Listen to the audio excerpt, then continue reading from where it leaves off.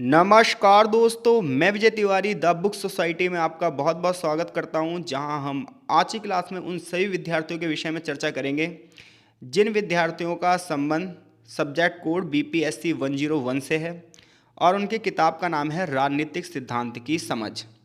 जैसा कि परीक्षाएं बहुत ही नज़दीक हैं और परीक्षाओं को ध्यान में रखते हुए हम आपके लिए कुछ महत्वपूर्ण प्रश्नों की एक श्रृंखला शुरू कर रहे हैं, जहां न सिर्फ प्रश्नों पर चर्चा की जाएगी बल्कि उनके विस्तृत उत्तरों की भी व्याख्या की जाएगी। तो आशा है आपका साथ और स्नेह हमें यहाँ जरूर मिलेगा। तो चलिए शुरू करते हैं आज की क्लास। आज की क्लास में जो हमारा पहला प्रश्न है वह प्रश्न है कि राजनीतिक सिद्धांत से आप क्या समझते हैं। परीक्षाओं की दृष्टि से ये क्वेश्चन सबसे महत्वपूर्ण प्रश्नों में से एक है, जो कि कई बार पेपर में पूछा जाता है। तो पॉलिटिकल थ्योरी से आप क्या समझते हैं, चलिए इसके उत्तर की ओर चलते हैं। तो देखो, जब आप राजनीतिक सिद्धांत शब्द की व्याख्या पढ़ोगे तो राजनीतिक सिद्धांत का मतलब होता है राजनीति से संबंधित सभी समस्याओं का अध्ययन, और ना सिर्फ समस्याओं का अध्ययन बल्कि उसका निवारण भी, उसका हल भी। तो राजनीतिक सिद्धांत दो शब्दों से मिलकर बना है, जिसमें एक शब्द है राजनीति और दूसरा शब्द है सिद्धांत। जहाँ सिद्धांत शब्द का मतलब होता है चिंतन मनन करना, किसी समस्या पर विचार करना, और ऐसे में राजनीति से संबंधित समस्याओं का जो अध्ययन है वो राजनीतिक सिद्धांत की प्रमुख विषय वस्तु बन जाता है। यानी कोई आपसे पूछे भाई राजनीतिक सिद्धांत का क्या अर्थ है, तो राजनीतिक सिद्धांत का अर्थ है कि राजनीति से जुड़ी हुई सभी समस्याओं का जो अध्ययन है वो राजनीतिक सिद्धांत में किया जाता है। न सिर्फ समस्याओं का अध्ययन ही किया जाता है बल्कि उनका हल भी यहाँ पर दिया जाता है। तो राजनीतिक सिद्धांत क्या हुआ, तो राजनीतिक सिद्धांत राजनीतिक विचारों और अवधारणाओं का एक व्यवस्थित अध्ययन है। तो राजनीतिक सिद्धांत में हम राजनीतिक विचारों का अध्ययन करते हैं, राजनीतिक अवधारणाओं का अध्ययन करते हैं, और ये अध्ययन एक सिस्टमैटिक वे में होता है, एक तरीके से होता है, लॉजिकल होता है। इस अध्ययन में हम राजनीतिक संस्थाओं की प्रकृति पढ़ते हैं, यानी कि हम ये पढ़ते हैं कि पॉलिटिकल ऑर्गेनाइजेशन किस तरीके से कार्य करती हैं। अब पॉलिटिकल ऑर्गेनाइजेशन क्या होती हैं, तो आपको पता है जैसे हमारे देश की सबसे बड़ी राजनीतिक संस्था कौन सी है, संसद। तो किसी भी देश की सबसे बड़ी राजनीतिक संस्था क्या होती है, संसद। तो संसद किस प्रकार से कार्य कर रही है, उसका प्रोसेस क्या है, प्रक्रिया क्या है, वो इस तरीके का व्यवहार कैसे कर रही है, उसके लिए कौन कौन से सिद्धांत जिम्मेदार हैं, कौन कौन सी वैल्यू उसके लिए जिम्मेदार है, इन सब चीज़ों की स्टडी आप कहाँ करते हो, राजनीतिक सिद्धांत में। तो राजनीतिक सिद्धांत क्या है, राजनीतिक सिद्धांत राजनीति संबंधी समस्याओं का अध्ययन है, यह राजनीतिक विचारों का अध्ययन है, यह राजनीतिक अवधारणाओं का अध्ययन है, और ये अध्ययन हमें ये बताता है कि राजनीतिक संस्थाएं कैसे काम करती हैं, राजनीति का प्रोसेस क्या है, राजनीति के पीछे जो व्यवहार है उनके पीछे कौन कौन से सिद्धांत काम करते हैं, इसमें कौन कौन सी वैल्यू काम करती है। राजनीतिक सिद्धांत का उद्देश्य यह भी समझना है कि जो पॉलिटिकल अथॉरिटी है, यानी कि जो राजनीतिक सत्ता है, वो क्या होती है, न्याय क्या होता है, स्वतंत्रता जैसे क्या होती है, समानता क्या होती है, अधिकार क्या होती हैं, और ये सारी चीज़ें कैसे कार्य करती है और इनका सोसाइटी पर क्या इम्पैक्ट पड़ता है। तो राजनीतिक सिद्धांत में हम राजनीति से संबंधित समस्याओं का अध्ययन करते हैं, उनका निवारण ढूंढते हैं, उनका हल ढूंढते हैं। इसमें हम राजनीतिक संस्थाओं की स्टडी करते हैं, उनकी प्रक्रियाओं का अध्ययन करते हैं, उनके व्यवहारों का अध्ययन करते हैं। इतना ही नहीं, राजनीतिक सिद्धांत का प्रमुख उद्देश्य यह भी है कि वो हमें यह समझाए कि भाई पॉलिटिकल अथॉरिटी कैसे वर्क करती है, यानी कि राजनीतिक सत्ता कैसे काम करती है, आखिर न्याय क्या होता है और न्याय का पालन समाज में कैसे किया जा सकता है, स्वतंत्रता से हम क्या समझते हैं, स्वतंत्रता को हम कैसे लागू कर सकते हैं, इसी तरीके से समानता और अधिकार जैसे जो बड़े बड़े शब्द हैं इनका प्रयोग कैसे किया जाए। राजनीतिक सिद्धांत हमें यह भी बताता है कि राजनीतिक संस्थाएं कैसे काम करती हैं, यानी कि पॉलिटिकल ऑर्गेनाइजेशन कैसे वर्क करती हैं। यह भी बताता है कि एक आइडियल पॉलिटिकल सिस्टम कैसा होना चाहिए, यानी कि एक आदर्श राजनीतिक व्यवस्था कैसी होनी चाहिए। राजनीतिक सिद्धांत में हम बहुत सारे फिलोसफर्स के विचार भी पढ़ते हैं, उनकी फिलॉसफी भी पढ़ते हैं, उनके थॉट्स भी पढ़ते हैं, यानी उनकी विचारधाराएं भी पढ़ते हैं। ये सब हम किस में पढ़ते हैं, राजनीतिक सिद्धांत में। इतना ही नहीं, राजनीतिक सिद्धांत में हम ये भी पढ़ते हैं, आपको पता है समय के हिसाब से चीज़ें बदलती हैं, तो हमारी सामाजिक परिस्थितियाँ भी बदल जाती हैं, आर्थिक परिस्थितियाँ भी बदल जाती हैं, सांस्कृतिक परिस्थितियाँ भी बदल जाती हैं। तो जो सोशल, इकोनॉमिकल और कल्चरल सिचुएशन चेंज होती हैं, उसके आधार पर राजनीति में क्या क्या परिवर्तन हो सकते हैं, यह सब भी राजनीतिक सिद्धांत में ही पढ़ा जाता है। तो राजनीतिक सिद्धांत से हम क्या समझते हैं, तो सबसे पहले आपके 2 पैराग्राफ हो गए, और फिर यहीं से इसको समराइज़ कर देते हैं। तो मेन जो डेफिनेशन बन जाती है वो ये बन जाती है कि भाई राजनीतिक सिद्धांत में हम उन विचारों को पढ़ते हैं, उन सिद्धांतों को पढ़ते हैं जिससे हमें यह पता चलता है कि सोसाइटी को कैसे संगठित किया जाए, सोसाइटी पर नियंत्रित कैसे किया जाए। राजनीतिक सिद्धांत एक अनुशासन है जो ये बताता है सरकारें कैसे काम करेंगी, पॉलिटिकल प्रोसेस क्या होगा, संस्थाओं के क्या काम होंगे, नागरिकों और सरकार के बीच में क्या संबंध होंगे। ये सारी चीज़ें हम राजनीतिक सिद्धांत में पढ़ते हैं। अब राजनीतिक सिद्धांत के प्रमुख पहलू क्या हैं, तो देखो जो अभी तक हमने पढ़ा है उसे ही पॉइंट टू पॉइंट हमें कवर करना है। तो राजनीतिक सिद्धांत में हम सबसे पहले सत्ता और वैधता का अध्ययन करते हैं। हम ये अध्ययन करते हैं कि भाई किसी को पॉलिटिकल पावर कैसे प्राप्त होती है। अब मान लो आपको पॉलिटिक्स में जाना है और मैं आपसे कहूँ कि गवर्नमेंट कैसे बनती है, गवर्नमेंट को पावर कैसे मिलती है, और कौन सी गवर्नमेंट को हम लीगल कहेंगे और कौन सी गवर्नमेंट को हम इलीगल कहेंगे, जिसे अथॉरिटी मिल गई उस अथॉरिटी को वो यूज़ कैसे करेगा। तो ये सब हमें राजनीतिक सिद्धांत पढ़कर ही पता चलता है। तो राजनीतिक सिद्धांत में हम यह भी अध्ययन करते हैं कि पॉलिटिकल अथॉरिटी हमें कैसे मिलेगी, ये लीगल कैसे मानी जाएगी, कैसे वैध मानी जाएगी। राजनीतिक सिद्धांत में हम ये भी देखेंगे कि सत्ता का उपयोग मोरली हो भी रहा है या नहीं हो रहा है, नैतिक रूप से हो रहा है या नहीं हो रहा है। तो राजनीतिक सिद्धांत में हम किस चीज़ का अध्ययन कर रहे हैं, सबसे पहले सत्ता का, और सत्ता लीगल है या नहीं है इस चीज़ का। राजनीतिक सिद्धांत में दूसरा जो अध्ययन कर रहे हैं हम वो सोशल कॉन्ट्रैक्ट का अध्ययन कर रहे हैं, यानी कि सामाजिक अनुबंधों का अध्ययन कर रहे हैं। राजनीतिक सिद्धांत में विभिन्न विचारकों ने, चाहे आप थॉमस हॉब्स को पढ़ लीजिए, जॉन लॉक को पढ़ लीजिए, जो जैक रूसो को पढ़ लीजिए, इन सब ने ये बताया कि सोशल कॉन्ट्रैक्ट की थ्योरी कैसे आई। यानी कि ये सब ये बता रहे हैं कि इंसान की शुरुआती अवस्था जो थी वो कैसी थी, और फिर स्टेट कैसे आया, सरकार कैसे आई, सरकार का इंटरफेयर कैसे हुआ। तो ये बताते हैं कि जो सरकार आई तो वो सरकार और नागरिकों के बीच में एक कॉन्ट्रैक्ट हुआ। इस कॉन्ट्रैक्ट में सरकार ने ये कहा कि वो हमारी सुरक्षा करेगी, और बदले में लोगों ने ये कहा कि वो बदले में टैक्स पे करेंगे। इसके लिए कहानी सुनाता हूँ मैं आपको। सोशल कॉन्ट्रैक्ट की थ्योरी ये कहती है कि शुरुआत में जो मनुष्य था वो मनुष्य आदिम अवस्था में था। सारे लोग अच्छे से अपना जीवन यापन करते थे, किसी को किसी की चीज़ की आवश्यकता पड़ती थी तो लोग एक दूसरे को कॉपरेट करते थे। सरकार वरकार कोई था नहीं, राज्य कोई था नहीं, व्यक्ति का जमीन पर नियंत्रण भी नहीं था, लोग एक जगह से दूसरी जगह पर आवाजाही करते थे, मनुष्य पूरी तरीके से स्वतंत्र था। लेकिन जब कृषि का विकास हुआ, मनुष्य एक जगह पर रहना शुरू हुआ, तो धीरे धीरे करके एक मनुष्य लालची हो गए, स्वार्थी हो गए, झगड़ालू हो गए, और हर एक बड़ा बंदा दूसरे बंदों को मारने लगा।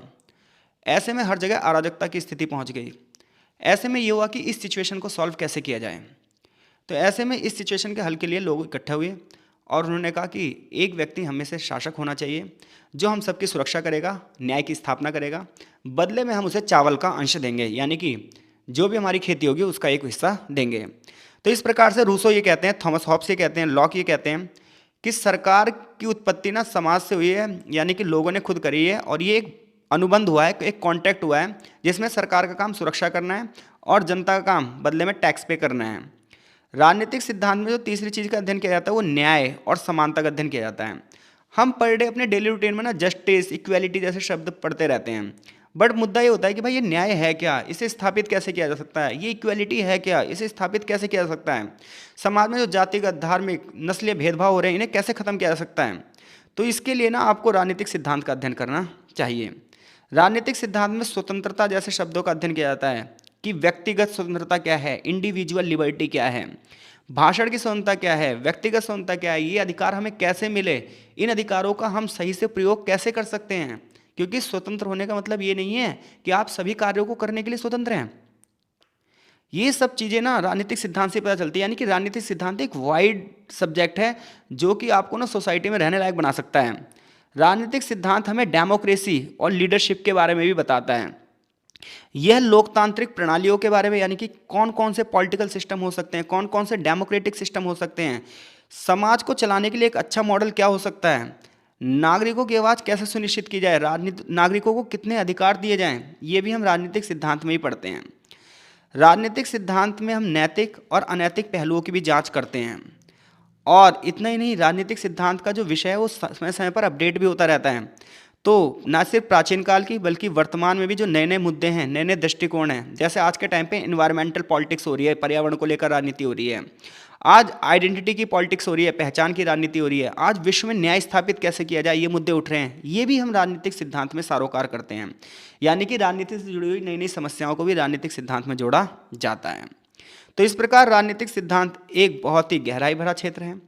इसमें राजनीतिक तंत्र का अध्ययन किया जाता है, उनकी नीतियों का अध्ययन किया जाता है, बल्कि ये भी देखा जाता है कि कौन सी चीज़ें समाज के लिए ठीक हैं और कौन सी चीज़ें समाज के लिए ठीक नहीं हैं। तो अगर अब ये प्रश्न आया कि भाई राजनीतिक सिद्धांत से आप क्या समझते हो, राजनीतिक सिद्धांत की परिभाषा दीजिए, उसमें किन किन चीज़ों का अध्ययन किया जाता है, तो आई होप सो आप इस प्रश्न का उत्तर देने में सक्षम हैं। यदि आपको चीज़ें समझ में आ रही हैं तो कमेंट बॉक्स में प्रतिक्रिया जरूर करो, और इसके साथ साथ आप हमारे टेलीग्राम चैनल पे हमें इससे जुड़ सकते हो, व्हाट्सएप ग्रुप में आपसे जुड़ सकते हो, और इंस्टा पे भी मुझे फॉलो कर सकते हो। जहाँ पे आपको सुविधा हो आप वहाँ से हमसे जुड़ सकते हैं। अगला क्वेश्चन है कि उदारवादी सिद्धांत की प्रमुख विशेषताओं का वर्णन कीजिए। ये क्वेश्चन भी पेपर में आता ही आता है कि लिबरलिज्म की थ्योरी क्या है, उदारवादी सिद्धांत क्या है, इसकी क्या क्या विशेषताएं हैं। तो जब हम उदारवादी सिद्धांत की बात करते हैं तो इसे इंग्लिश में लिबरलिज्म कहा जाता है, और ये एक राजनीतिक और नैतिक दर्शन है जिसमें हम बात ये करते हैं कि व्यक्ति की स्वतंत्रता का दायरा क्या हो, उसे कौन कौन से अधिकार हो, समानता क्या क्या हो। इसे और अच्छे से समझने के लिए हम जाते हैं जॉन लॉक के विचार पर। तो जब आप उदारवादी थ्योरी की बात करोगे तो उदारवाद इंग्लिश में लिबरलिज्म है, और लिबरलिज्म का मतलब होता है कि व्यक्ति को कितनी से ज़्यादा स्वतंत्रता दी जाए। तो एक उदारवादी बहुत बड़े विचारक थे जिनका नाम था जॉन लॉक। जॉन लॉक ने कहा भाई देखो, जो उदारवादी सिद्धांत है उसमें ये चीज़ें होनी चाहिए। क्या क्या चीज़ें होनी चाहिए? तो उदारवादी ये कहते हैं कि जो पुरुष और महिला यानी कि जो मनुष्य हैं ये एक तार्किक रचना है, यानी कि हर मनुष्य के पास एक विवेक होता है जिसके अनुसार वो सारी चीज़ों को समझ सकता है। प्रत्येक व्यक्ति के पास बुद्धि है, प्रत्येक व्यक्ति के पास विचार है, हर एक व्यक्ति आइडियलिस्ट है। तो उदारवादी ये कहते हैं कि हर एक मनुष्य के पास आइडिया है, हर एक मनुष्य विचारशील है, हर एक मनुष्य विवेकशील है, हर एक जो मनुष्य है वो बुद्धिमान है। तो ऐसे में उसके लिए क्या फ़ायदा है क्या नुकसान है वो सोच सकता है, तो उसे पूरी तरीके से स्वतंत्र रहना चाहिए। तो कुल मिलाकर जो उदारवादी है वो व्यक्ति की स्वतंत्रता पर बल देते हैं, बात ध्यान रखना। उदारवादी ये कहते हैं कि व्यक्ति का अपना पर्सनल हित और सामान्य हित में कोई भी अंतर नहीं है। तो देखो कुछ विचारक ये कहते हैं कि व्यक्ति के पर्सनल प्रॉफिट अलग हो सकते हैं और सोशल प्रॉफिट अलग हो सकते हैं। वो उदारवादी पता है क्या कहते हैं? ना, उदारवादी कहते हैं कि व्यक्ति से मिलकर समाज बनता है। जिस चीज़ में व्यक्ति का फायदा है उसमें समाज का फायदा होगा ही होगा। लेकिन जो मार्क्सवादी हैं या जो और दूसरे लोग हैं वो ये कहते हैं कि नहीं, व्यक्ति का पर्सनल प्रॉफिट अलग होता है और सोशल प्रॉफिट अलग होता है। बट उदारवादी कहते हैं ना, व्यक्ति का पर्सनल प्रॉफिट और सोशल प्रॉफिट एक ही होता है। उदारवादी अगली बात पर जो बल देते हैं वो कहते हैं कि हर व्यक्ति के पास जन्म से ही कुछ प्राकृतिक अधिकार होते हैं और कोई भी सत्ता उन अधिकारों को नहीं छीन सकती। यानी कि हर एक बंदा पैदा होते ही कुछ नेचुरल राइट लेकर पैदा होता है, जैसे कि स्वतंत्रता, समानता। तो स्वतंत्रता एक ऐसा अधिकार है जो व्यक्ति का नेचुरल राइट है। हर एक बच्चा जब पैदा होता है तो स्वतंत्र रूप से होता है और कोई भी सत्ता उसके इस अधिकार को नहीं छीन सकती। उदारवाद अगली चीज़ ये कहता है जॉन लॉक के हिसाब से कि जो हमारी सिविल सोसाइटी है ये मानव निर्मित है, यानी कि जो समाज है, स्टेट है, सरकार है, ये ह्यूमन मेड है, मैन मेड है, ये मनुष्य ने बनाई है, कृत्रिम संस्थाएं हैं और ये मनुष्य ने इसलिए बनाई है ताकि इन्हें सेवा दें, ये नहीं कि उनके ऊपर वो करें, दबाव बनाएं। तो उदारवाद ये कह रहा है कि राज्य का इंटरफेयर कम से कम होना चाहिए और व्यक्ति की स्वतंत्रता ज़्यादा से ज़्यादा होनी चाहिए। उदारवाद व्यक्ति की नागरिक स्वतंत्रताओं को बढ़ावा देते हैं, उनके विचारों की स्वतंत्रता को बढ़ावा देते हैं, उनकी फ्रीडम ऑफ स्पीच को बढ़ावा देते हैं और उनकी सभी गतिविधियों को और उनके अधिकारों को भी बढ़ावा देते हैं। तो अगर हम उदारवाद की बात करें तो उदारवाद कुल मिलाकर जो स्टेट है उसके कंट्रोल को कम करने की बात करता है और व्यक्ति की लिबर्टी की बात ज़्यादा करता है। यानी कि उदारवादी सिद्धांत ये कहता है भाई सरकार का इंटरफेयर हमारी पर्सनल लाइफ में कम से कम होना चाहिए क्योंकि व्यक्ति क्या है, स्वतंत्र है। तो उदारवाद का पहला सिद्धांत यही है कि ये पर्सनल लिबर्टी यानी कि व्यक्तिगत स्वतंत्रता की बात करता है, इंडिविजुअल लिबर्टी की बात करता है। और यही इसका मेन सिद्धांत भी है कि प्रत्येक व्यक्ति स्वतंत्र होना चाहिए, हर व्यक्ति की अपनी जीवन शैली होनी चाहिए, उसके अपने विचार होने चाहिए, उसकी अपनी स्वतंत्रता होनी चाहिए और किसी भी सत्ता को कोई हक नहीं है कि उसमें हस्तक्षेप करे। उदारवाद समानता के ऊपर बल देता है, वो कहता है कानून के सामने सभी लोग समान होने चाहिए, कानून के सामने जाति, धर्म, लिंग या किसी आधार पर कोई भेदभाव नहीं होना चाहिए। उदारवाद सरकार को ये कहता है कि बस सरकार का काम सिर्फ सिक्योरिटी करना है, नागरिकों के अधिकारों की रक्षा करना है, जीवन और स्वतंत्रता और संपत्ति की रक्षा करना है। यानी कि उदारवाद ये कह रहा है कि भाई सरकार का निर्माण इसलिए हुआ है ताकि वो नागरिकों की रक्षा करे, उसे सिक्योर करे, ये नहीं कि उसके मामले में इंटरफेयर करें। तो उदारवादी कुल मिलाकर ये चाहते हैं कि राज्य का हस्तक्षेप नहीं होना चाहिए, अर्थव्यवस्था मुक्त होनी चाहिए, हर एक बंदा इकोनॉमी में अपना अपना रोल अदा कर सकता है और सरकार को सिर्फ सिक्योरिटी की जिम्मेदारी लेनी चाहिए। उदारवादी डेमोक्रेसी को बढ़ावा देते हैं और ये कहते हैं कि डेमोक्रेसी में जो पावर है ना मेन, वो जनता के हाथ में ही होती है, जनता ही जनता के ऊपर शासन करती है। उदारवादी ना कानून की शक्तियों की बात करते हैं, उनका ये मानना है एक संविधान होना चाहिए और उस संविधान के अनुसार ही सरकार को चलाना चाहिए, लेकिन संविधान ऐसा होना चाहिए जो लोगों को अधिकार दे। उदारवादी प्राइवेट सेक्टर को बढ़ावा देते हैं, बाजार अर्थव्यवस्था को बढ़ावा देते हैं। इनका मानना है कि निजी संपत्ति होनी चाहिए, क्योंकि प्रत्येक व्यक्ति अपना डेवलपमेंट ना इसलिए करता है ताकि उसकी प्रॉपर्टी बढ़ पाए, लेकिन सरकार जब उस मामले में हस्तक्षेप करती है तो यहाँ से बाजार रुक जाता है। तो इनका ये कहना है कि ना प्राइवेट सेक्टर में गवर्नमेंट को दखल नहीं करना चाहिए और प्राइवेट सेक्टर को अपने रूल बना देने चाहिए, सरकार को मिनिमम इंटरफेयर करना चाहिए। उदारवाद धर्म की स्वतंत्रता का समर्थन करता है। ये कहता है कि राज्य की स्वतंत्रता अलग है और धर्म की स्वतंत्रता अलग है, यानी कि स्टेट को, सरकार को धर्म के मामले में इंटरफेयर नहीं करना चाहिए और धर्म को स्टेट के मामले में इंटरफेयर नहीं करना चाहिए। दोनों ही सत्ताएं अलग है, धर्म की सत्ता अलग है और स्टेट की सत्ता अलग है। तो उदारवादी इतनी ही स्वतंत्रता वाली दृष्टिकोण को बताते हैं। तो उदारवादी सिद्धांत आधुनिक राजनीतिक विचारधाराओं में एक महत्वपूर्ण भूमिका निभाता है और इसके सिद्धांत लोकतांत्रिक व्यवस्थाओं की नींव बनाते हैं। तो कुल मिलाकर अगर कोई आपसे पूछे उदारवाद क्या है और एक लाइन में आंसर देना है आपको, तो आप ये बोलोगे उदारवाद व्यक्ति की स्वतंत्रता को बढ़ावा देने की बात करता है और ये कहता है कि सरकार का इंटरफेयर व्यक्ति के मामले में कम से कम होना चाहिए। और उदारवाद के जनक कौन है? John Locke. I hope so दोनों ही प्रश्न आपको अच्छे से समझ में आए होंगे। कमेंट बॉक्स में अपनी प्रतिक्रिया जरूर दें ताकि हमें यह पता चल पाए चीज़ें आपको समझ में आ रही है या नहीं आ रही है। उसी हिसाब से हम अगले क्वेश्चनों को आपके सामने डिस्कस करेंगे। तो मिलते हैं आपसे नेक्स्ट पार्ट में इसके, तब तक के लिए आपका बहुत बहुत धन्यवाद।